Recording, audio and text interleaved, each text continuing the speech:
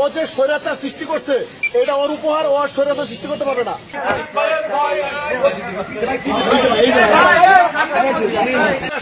ঠিক আছে, ও যে স্বৈরাচার সৃষ্টি করছে এটা ওর উপহার, ও স্বৈরাচার সৃষ্টি করতে পারবে না।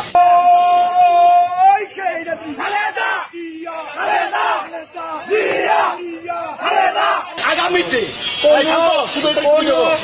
নির্বাচনের বিষয়ে এই সাবাস না পায় কোন সরকার যেন ক্ষমতা